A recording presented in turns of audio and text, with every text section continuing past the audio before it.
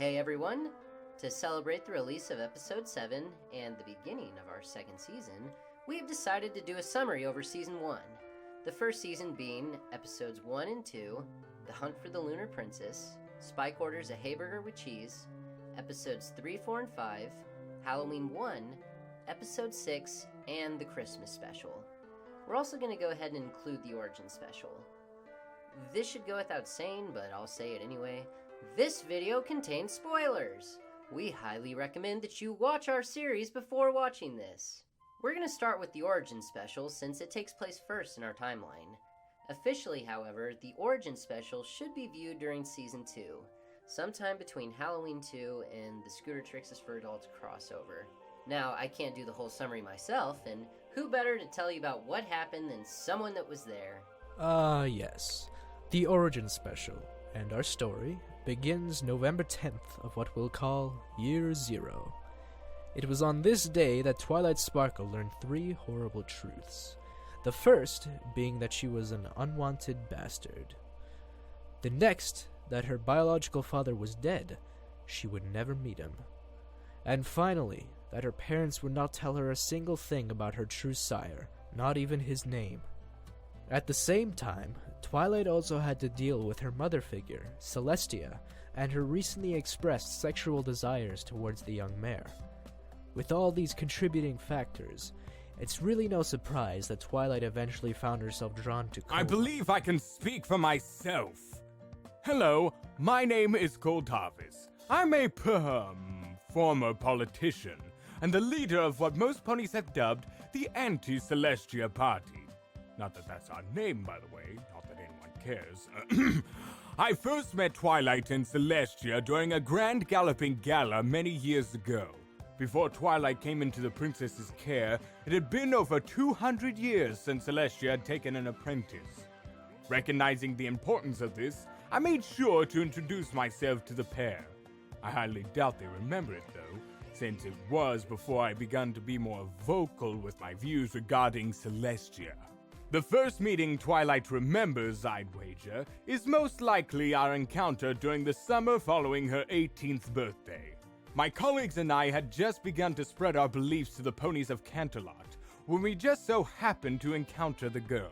Twilight and I exchanged words. I wanted her to be part of my group, she did not.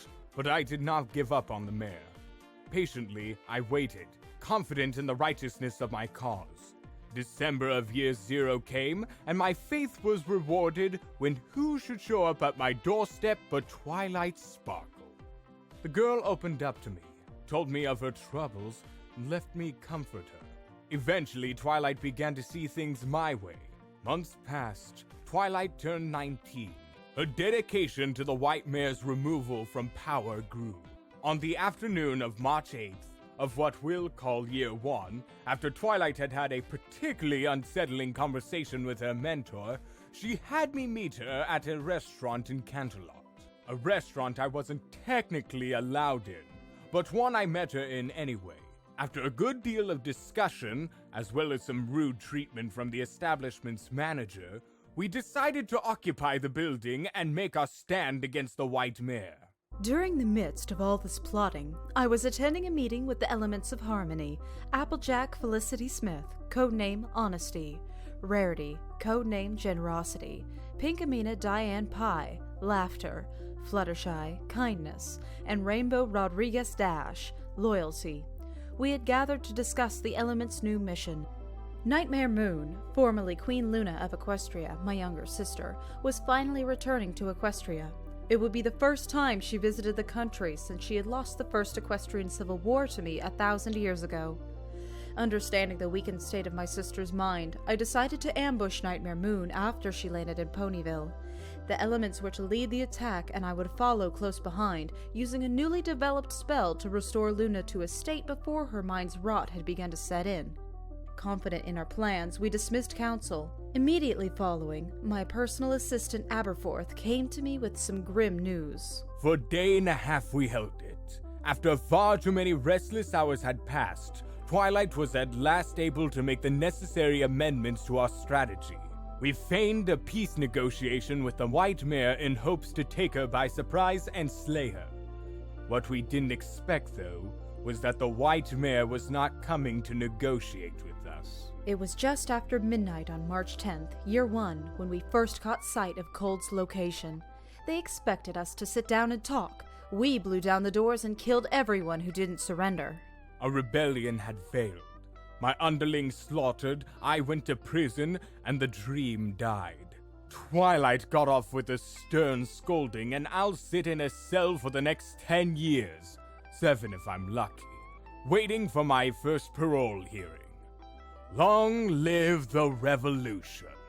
The night I brought Cold Harvest into custody, I learned 2 things.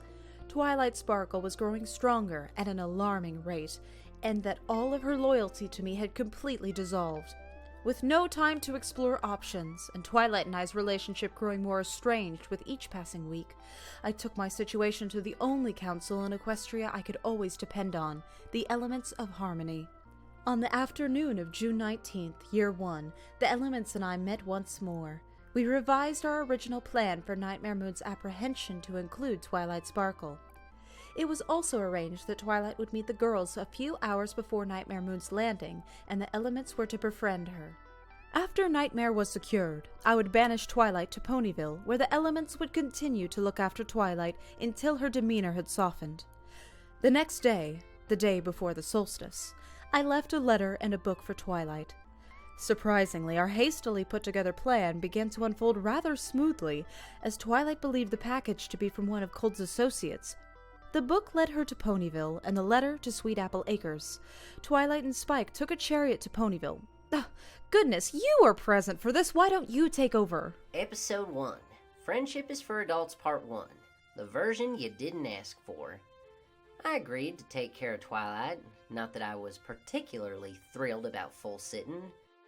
But my family had served Celestia and Equestria loyally for over 1,000 years. I wasn't about to go rogue just because I disagreed with one order. June 20th, Year 1. Twilight and Spike arrive in Ponyville. They're to go to Sweet Apple Acres first, but Pinkie Pie meets them upon their landing. The introduction didn't last long. Twilight and Spike went to my farm, then I sent them to Rarity. Dash caught him in between me and Rarity, and then Rarity sent him to Fluttershy. Later, we all took part in a housewarming party led by Pinkie Pie at the residence Twilight and Spike would be staying at. We partied, we waited. 1 day in the stupid town and I was already losing my mind. I couldn't even get a nap in because of those frickin' CPE dillholes. Ugh. As ponies partied into the night, I set my sights on the moon above. I don't know what it was. Something about being in that small town, underneath that intimidating, unending sky. As I reflected my situation, I realized that I couldn't recall ever feeling as shitty as I did in that moment. Is this what my life had become? A rebellious bastard in an unfamiliar town, without a mother or a father who loved her? I was in the process of starting a second rebellion, and in the process of failing a second rebellion. I had come to Ponyville with hopes of recruiting ponies to join me in swearing allegiance to Nightmare Moon. The plan was to join forces with Nightmare and take down Celestia, and I had only just realized that I didn't even know for sure if Nightmare Moon even existed. In the early hours of the morning on June 21st, Year 1, Nightmare Moon landed in Ponyville, and the town's residents, including Twilight, Spike, and the Elements, were there to meet her. Twilight Sparkle swore her loyalty to the Intergalactic Empress, but Nightmare declined.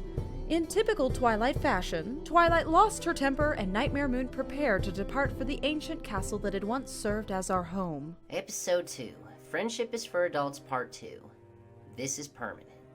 Celestia had mentioned to us that Nightmare Moon was mentally ill. Had mentioned that she suffers from violent mood swings, but I didn't really understand what she meant until I saw it for myself. Nightmare Moon came to us in peace, was ready to depart, when her attitude completely changed and she began attacking the local militia. Then, as quickly as the change had come, she stopped her ranting and took her leave. Rather than simply hoping that Twilight would remember Pinkie, Rarity, Dash, Shine Eye from before, we decided to make our own luck and follow Twilight back to the library.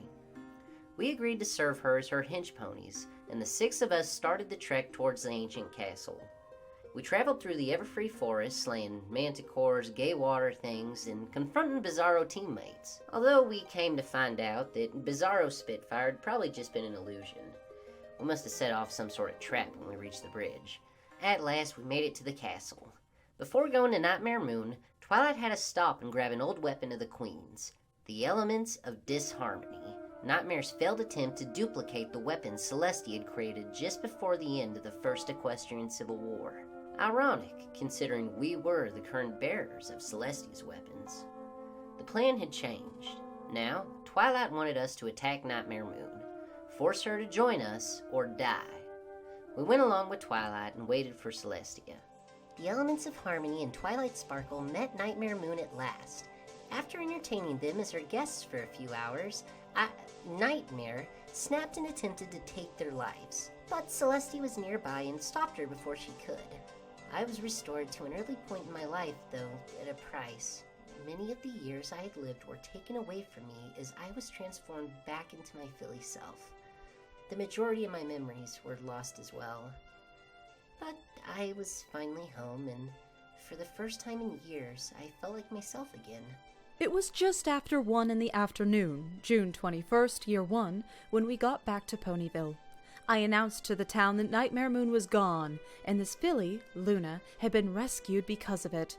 We spent the next few hours celebrating until the time came to complete the next step of my plan. With the town's residents as my witnesses, I banished Twilight Sparkle to Ponyville for an indefinite amount of time. I left her in the care of the Elements of Harmony and took my leave, praying that my plan would be a success till the end. July 8th, Year 1. We had been without contact with our Empress, Nightmare Moon, for over 2 weeks. We were worried. Her children were worried. We had reached the planet a couple of days before, and had parked the ship just outside of the planet's atmosphere. We sent down drones, and were able to learn the identity of the Queen's attackers. It was then that we saw for ourselves the awesome might of Twilight Sparkle, the Dethroner, and the ferocious Dragon Servant. Disheartened, we retreated back to Homeworld, desperately hoping that Our Majesty would find her way back to us in time. Twilight's a fucking cheater. I am not a cheater! My controller was fucked up! Give me a decent controller and I'll beat anyone's ass at Cosby Combat any day of the week. Spike orders a Hayburger with cheese also happens around this time and is technically canon, but you're not missing anything by skipping that video.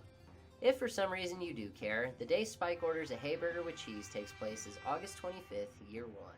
Episode 3. Yes, but what have you done for me today? On September 20th, Year 1, Twilight received a gift from Celestia. Tickets to the next Grand Galloping Gala. All of the tickets didn't arrive at the same time though, so Twilight tricked Applejack and Rainbow Dash into believing that she was only getting 2. This led to Dash and AJ, plus Pinkie, Shy, and Rarity, starting a competition for the ticket, each of them trying to do as much as possible for Twilight in the hopes that Twilight would choose them to accompany her to the gala. This whole day was one headache after another. Twilight told us that Celestia only sent her 2 tickets, although we knew better. Twilight wanted her hench ponies to compete for the extra ticket, and we humored her. Applejack offered to make Twilight a bunch of money, Rainbow promised sexual favors, Pinkie did her preaching thing, Rarity told her she'd fuck ponies until Twilight was in power, and I promised her an army. I also sang her songs! In the end, when Twilight was tired and satisfied the joke had run its course, we called it a day and Twilight shared the rest of the tickets. I just remembered how often we used to do stuff like this with Twilight. We used to humor her all the time. Yeah, but then the Applejack incident happened. Oh, speaking of... Yeah, I suppose I would be the authority on that Applejack incident. Episode 4, we get sued for copyright infringement. Apple was suing my family for profits made from bootleg Apple products, plus licensing fees. After a few weeks of back and forth, I agreed to be part of an experiment they were conducting. October 2nd, Year 1, I was fitted with the chip. I told my injured brother about the experiment that afternoon. Big Mac and I then made a very stupid bet. The details ain't important. The next day, October 3rd, was the day the Great Ponyville Cattle Stampede occurred. Thankfully, Applejack was able to put an end to it and make those cows suffer for their crimes. I announced a celebration to be held in the next week in honor of Applejack's bravery. October 10th, Applejack received her Prized Pony of Ponyville award. Whoa, I think you're skipping a pretty important part. No, I went over the stampede, and now we're at the celebration. Yeah, you're skipping episode 5. October 4th, year 1, the day after the stampede. Pinky and I discovered that we share a lot of the same interests and formed a band, Rainbow Dash and the Sextones. It felt good, but I thought we might be missing something. So I invited my Cloudsdale pal Gilda the Griffin over. October 9th, Gilda arrived. So I show up, and there's this annoying pink pony that won't give me and Dash our space. Then Dash said that she was a member of the band, and I was not about to share practice space with this weirdo. By that day's end, I had gotten that pink pest kicked out of the band. I wasn't kicked out. I quit. What's the difference? Who cares? Yeah, AJ was acting real screwy during the ceremony. So the next day I went and paid her a visit. Oh, I remember that day. October 11th. The day Applejack ass broke my rib. Anyway, so day 1, AJ hurts Rainbow. The next day she poisons a bunch of ponies and Pinkie Pie. And the day after that I confronted her about it. That confrontation got pretty ugly. Once it was over, Twilight stormed off, wishing my brain would rot. Without her around to bug me, things only got worse. So much worse that on October 15th, I decided to take my life. I would have done so too had Twilight not stopped me. Crisis averted! The next day, I invited Gilda and Dashy to a party. I intended to expose Gilda for the jerk she was. And I did. After Gilda was gone and Dashy and I had made up, I rejoined the Sextones and we've been a 2-mare band ever since! It's kinda cool, you know? How we all finally came together. Even though we spent a lot of time together on the field, the elements of harmony didn't really used to interact much. With the exceptions of Fluttershy and Dashy and Rarity and Fluttershy, after Dashy and I bonded and Applejack and Twilight gained a mutual respect for each other, which is really amazing considering just a few months before AJ absolutely despised Twilight, we all finally gave each other a chance. Though we couldn't be considered true friends just yet. We had a lot more junk we had to go through before that could happen. For instance, the dreaded mansion. One of my favorite tales. You all had quite the time in that hellish place, didn't you? October 31st, year 1. After receiving an unauthorized letter through Spike's mail flame, Twilight and her friends set out for that damned manor. Not that we had a choice. Celestia was drunk, so we went in her place. Upon arrival, we were greeted by the butler. It was his master that sent us the letter, but before we could meet him, he had to test us first. One moment we were safe at the dinner table, the next, facing the most horrible things you could Oh, quit your belly-aching, child. Your trials didn't even go the way they were intended. If they had proceeded as they had been arranged, half your lot would not be here. Spike, Rarity, and Applejack went where we wanted. Spike encountered the beast, known as the Red Pyramid, Rarity to the Cenobites, and Applejack to me.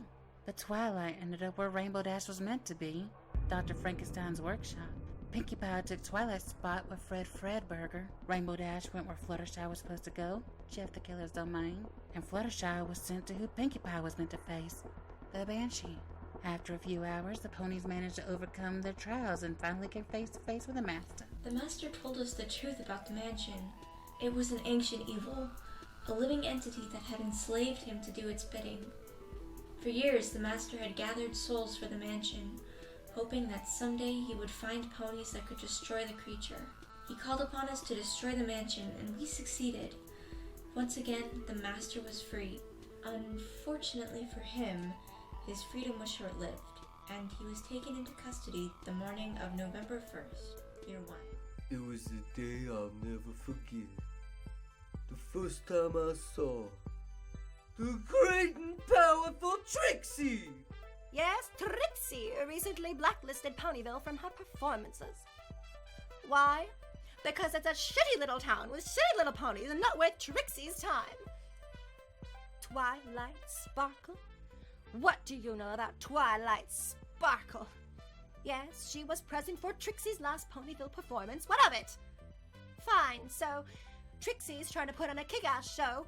What? Oh, right. Episode 6. Back again for the very first time. The great and powerful Trixie. November 27th. Year 1. Trixie was in Ponyville, trying to put on the show for a very rude audience. As Trixie's finale came to a close, who should show up but Twilight Sparkle? In Canterlot, we were neighbors. She tormented Trixie for years until she matured or something and forgot about Trixie. What? Yes, Trixie is a few years older than her, so what? All of you want to give Trixie shit about our age difference, but you try going head-to-head with Twilight Thaddeus Sparkle. She'll break you just like she broke 100 ponies before you. You'll end up a blip so small on her radar she won't even remember your name. Twilight had shown up to one of Trixie's shows just so her and her friends could harass Trixie. But Trixie wouldn't stand for it. Trixie had them thrown out, and then Trixie retreated back to her cot, proud of Trixie's performance. Trixie was all prepared to leave Ponyville and never come back when they showed up. Trixie's so cool. She had stage fright though and said she wasn't gonna slay in Ursa Major. We couldn't let her lose her confidence, and we knew the best way to cheer her up was to bring her alive, pissed off Ursa. God damn those fucking kids! They tried to murder Trixie. There Trixie was, minding her own business when those fart knockers brought in Ursa right to Trixie's doorstep. Trixie would have been killed that night, but thankfully, Twilight Sparkle was there to save us. Afterwards, Twilight and her friends left to go hunt down the remaining family of Ursa's, so Trixie supposes the brat bastard isn't all bad. Twilight Sparkle kicks ass. December 24th, Year 1. Christmas has never been easy for me and Twilight, what being unwanted children and all. And that Christmas, I didn't have real high expectations. Hell, my 11th birthday was in November, a month before, and I don't even think they sent me a card. Mom and Dad said they'd drop by to visit on Christmas Eve, but I wasn't expecting much. Too bad Twilight was. I tried to tell her not to get her hopes up, but she did anyway. Mom and Dad didn't show up, as I knew they would, and Twilight freaked the fuck out. She declared Christmas evil and that it was up to us to save it from itself. Reluctantly, I followed her when she left to gather the girls. Twilight went to Pinkie Pie's since her house was the closest. Twilight argued with Pinkie about helping her that night, and Spike told Pinkie's adoptive parents, Mr. and Mrs. Cake, about the situation. Mrs. Cake told Pinkie what Spike said, and Pinkie agreed to stay at Twilight's side that night. As the trio left, Mrs. Cake stopped Twilight and Spike and gave them their first gift of the night, hats and coats for the cold weather. Twilight, Pinkie, and Spike split up. Twilight went to meet with Rarity, who was dropping her daughter Sweetie Belle off with her father, the famous musician Noteworthy. Spike went to Sweet Apple Acres to ask Applejack to help him get Twilight through the night, and Pinkie came to me and explained what was going on. After that, we all met up at my sister and Rainbow Dash's brother's old home. Dash and her family gave Twilight and Spike their gift, a proper dinner, and then we headed out. That's when Applejack gave Twilight her gift. Applejack told Twilight what she needed to hear, which is never easy when what the pony needs to hear isn't what the pony wants to hear. That's about when I showed up. I gave you all your presents and congratulated Twilight for making the nice list for the first time in years. I gotta give it to you, Elements. You all have really managed to be a positive influence in Twilight and Spike's lives. You all turned their worst Christmas into what very well may have been their best. It was kindness well shared. We retreated back to the Golden Oak Library until it was time for us all to go home. As we left, I gave Twilight and Spike my gift to them. I invited them over to my house for Christmas, since I had no one to entertain that year. The three of us actually ended up having a pretty good time. There it is, folks, our first season in a nutshell. We'd like to thank all of our viewers and everyone that's participated in Friendship is for Adults production. We hope you'll stick with us through Season 2. On behalf of all of us here at the Canterlot, thank you for watching.